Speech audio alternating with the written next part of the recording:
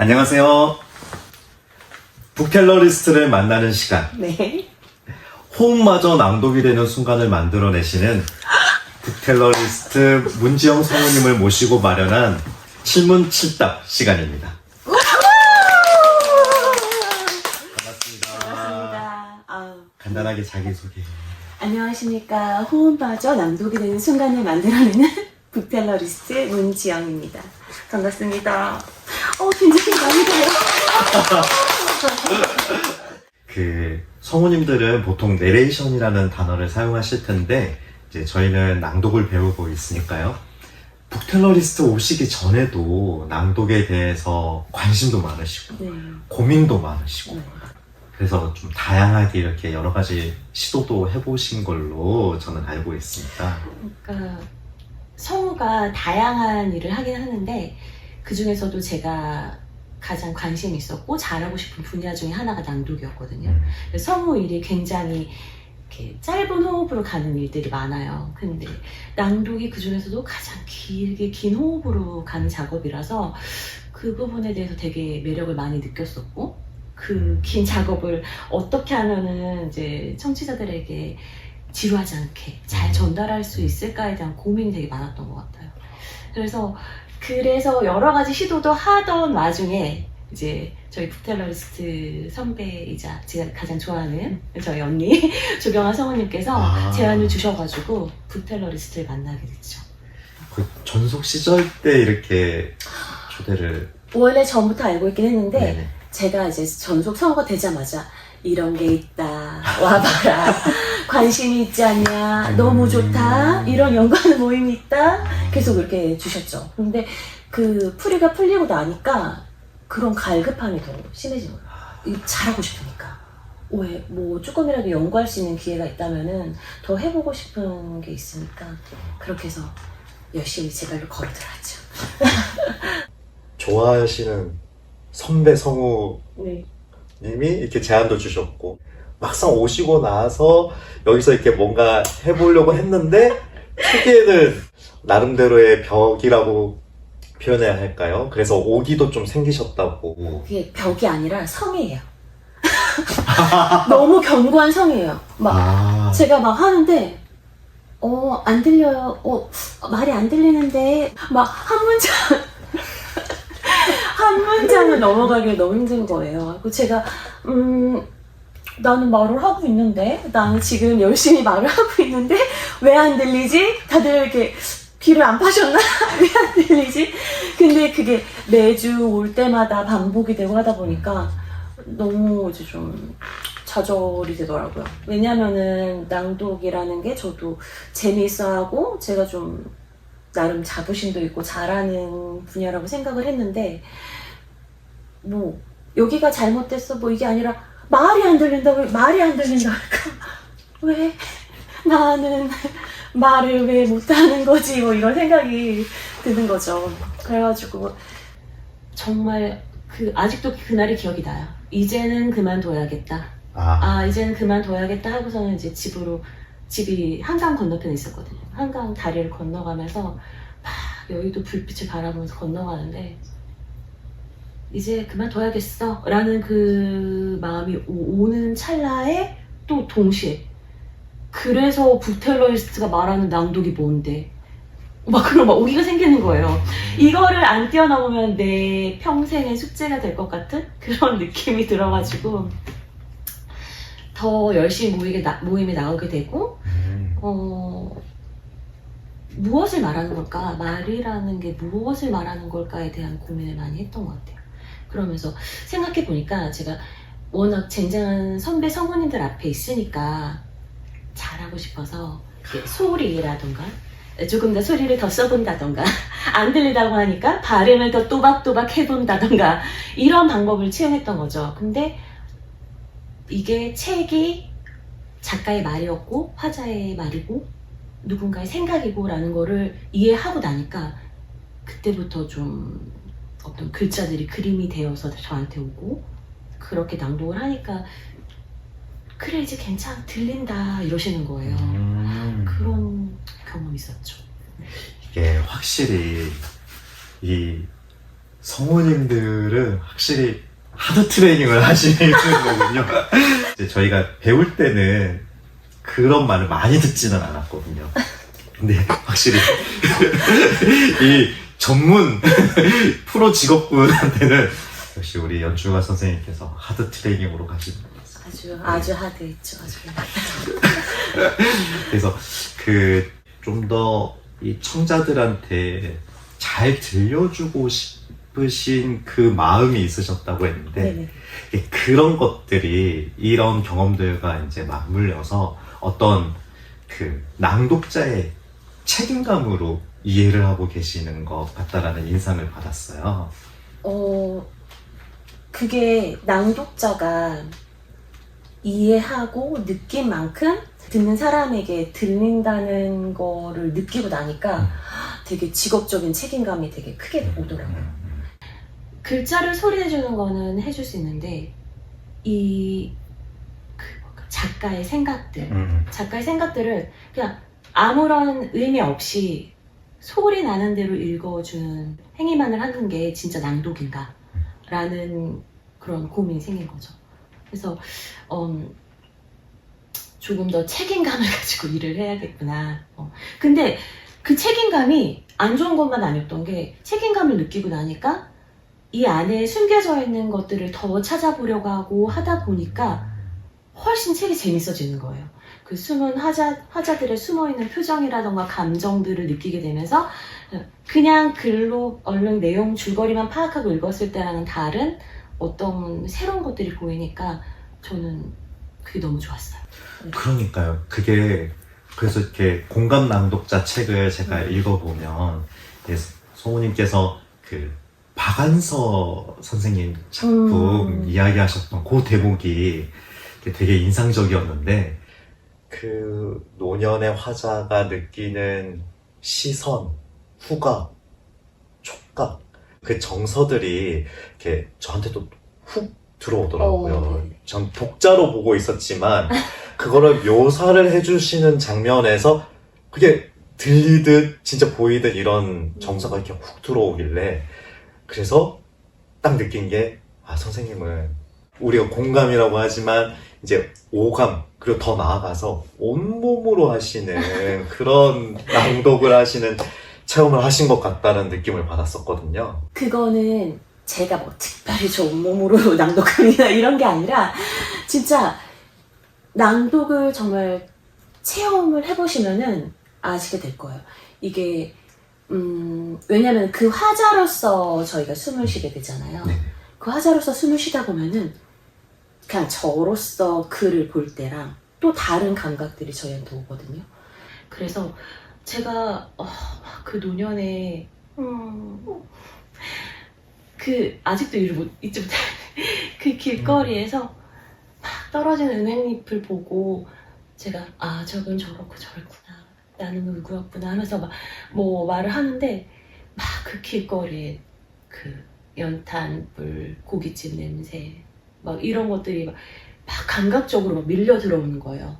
그러고 나서 마지막에 그 노년의 화자가 나는 세대갈이었구나 라고 딱 그 말을 하는데 그냥 그게 그래서 이런 말을 해 라고 느낄 때랑 그 화자가 직접 보고 이랬던 것들을 제가 감각적으로 다 느끼면서 그 말을 할 때랑 완전히 다른 체험이더라고요. 그래서 저는 낭독을 정말 여러분들 강력 추천드리고 싶은 게 이렇게 책을 깊게 만나는 경험을 할 수 있는 독서법이 없는 것 같아요. 아무리 다독을 하고 그래도 제가 그 화자로서 숨을 쉬어볼 때 그때 만날 수 있는 체험이 저는 낭독이라고 생각을 해가지고 그래서 그 대목을 읽는데 남성인 그냥 중년의 저가 이 노년의 여성 화자가 느끼는 그게 진짜 이게 다 들어와가지고 저도 새로운 경험이었어요. 와 이게 진짜 공감 낭독의 진짜 맛이구나 이게 좀 느껴졌습니다. 수업 시간에도 제가 좀 보고 있자면 수강생들로 하여금 이렇게 딱 오셔가지고 밀착으로 딱 앉으셔가지고 뭔가 계속 말을 걸어주시고 네네네. 또 그분들로 하여금 말을 하게끔 만드시더라고요. 문어체로 되어 있는 거를 사실은 낭독을 하는 거다 보니까 이게 참 그 말맛을 살리기가 쉽지가 않잖아요. 근데 선생님께서 그걸 정말 잘 풀어주셨거든요. 진짜 밀착해가지고 이렇게 유도를 해내시는 그런 것들. 저한테만 네, 맞아 그거였어요. 그래서 네. 그런 것들이 저는 되게 사실은 인상적이었습니다. 그러니까 우리가 말을 잘하는 사람이건 못하는 사람이건 누구나 말을 하고 살잖아요. 적어도 말을 잘하는 사람은 아니거든요.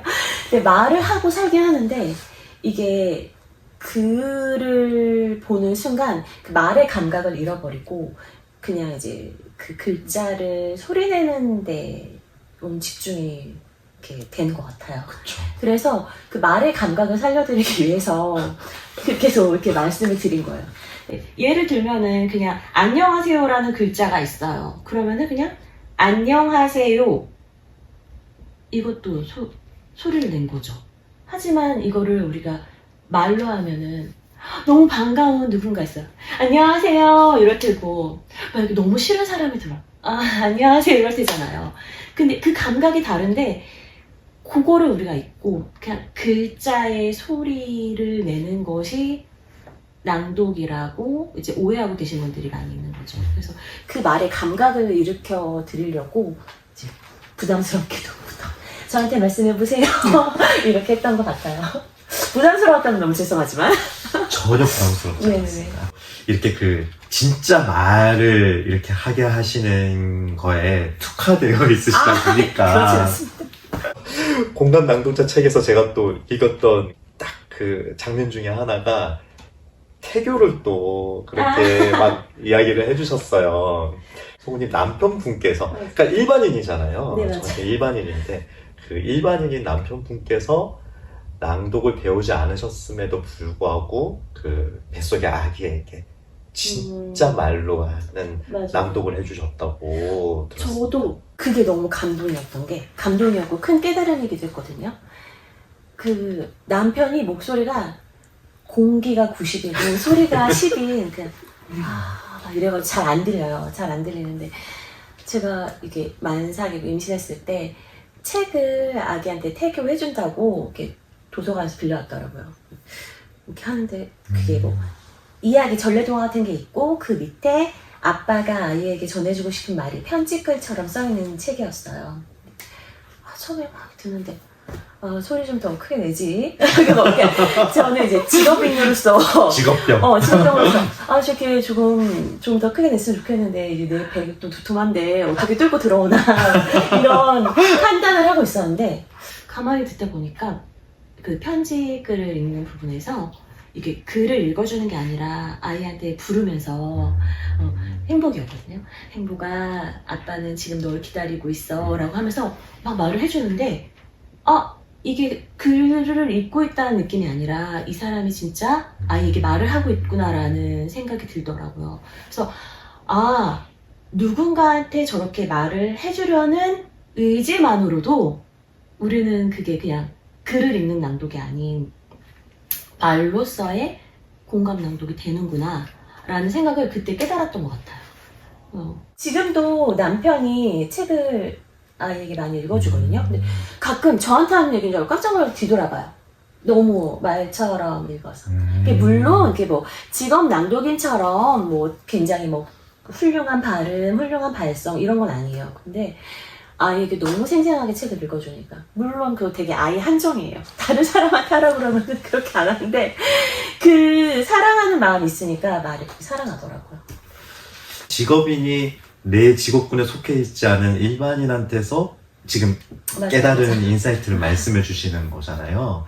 그러다 보니까 태교를 하시거나 아이를 위해서 이제 낭독을 해주시는 부모님들 그런 분들에게 또 따로 해주시고 싶으신 말씀이 있으시다면? 저는 이제 뭐 아이를 위해서 요즘에 책 육아라고 해서 책을 많이 읽히고 싶어 하시는 어머니, 아버지들을 많이 보거든요.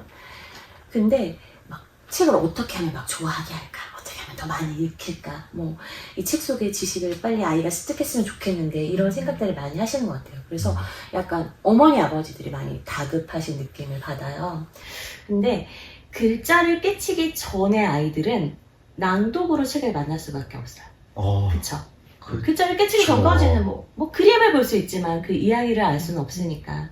그래서 낭독으로밖에 만날 수 없는데, 그때 아이들에게 한 권의 책을 읽더라도 정말 아이가 즐겁게 막 체험하듯이 공감 낭독을 해주셨으면 좋겠어요.